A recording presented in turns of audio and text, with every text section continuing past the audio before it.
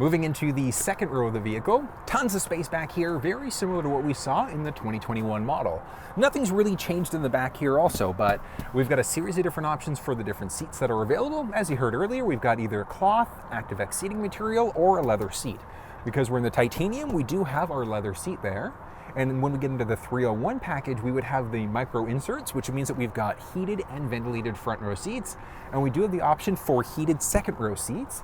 And that's heated second row on the outboard. So that driver passenger side, middle seat is never going to be heated inside of this thing whatsoever. A few other things to point out, seat is still not adjustable, so we can't slide it forwards or backwards, but we do have a little lever along the side, so in order to fold the seat down, we could do that, but that same one that we would use in order to fold the seat forward, we could crank it backwards a little bit in order to recline the seats a bit.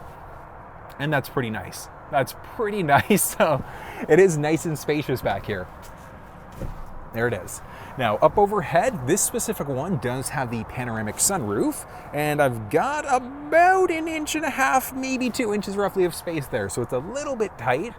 If you've got a taller family, you know you're gonna have some taller people sitting inside of this thing. I mean, you could also look at the option of reclining, because when I do that, yeah, it's like closer to like 4 inches when my seat's fully reclined, and I've got plenty of knee space and a good amount of foot space. If you wanted a little bit more overhead space when these seats are more upright, you'd have to look at the option without the panoramic sunroof. And the panoramic roof is available across the majority of the vehicle lineup as a standalone option. So it's no longer packaged together with other things. You could get it literally by itself if you wanted to. But overall back here is nice, though. That's the basic feature set. Oh, almost the basic feature set. If we look behind the driver passenger side, so that armrest there, we do have a little storage tray, and we've got 2 individual power points. So we've got 2 USB ports, a USB and a USB-C, and then we've also got a 150 watt wall outlet. Now that outlet's not going to be standard across the entire vehicle lineup, but we can add it in if we wanted to. We do have a pocket along both the driver and the passenger side, just in behind. But overall styling is great. We've got our handles along the top, we've got our hook as well as some cabin control lights. And we do have some cup holders in the middle. So, sliding across, cup holders there. We do have some cup holders along the door also, but it is nice to know that we've got some base cup holders in that back seat if we needed to use it.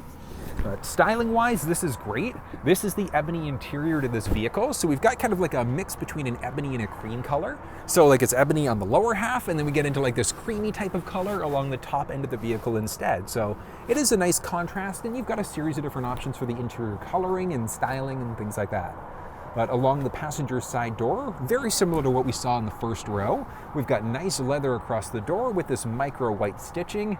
When we're in the ST line or the ST, it's going to be a micro red stitching instead, and that stitching looks really, really sharp inside of this vehicle. Very similar to the front row, we also do have our aluminum highlights along the door handle by itself, and then we've got a series of different speakers. As I mentioned earlier, because this one is the titanium, it's got the 12-speaker Bang & Olufsen sound system versus the regular 6-speaker system inside of the lower trim levels of the vehicle.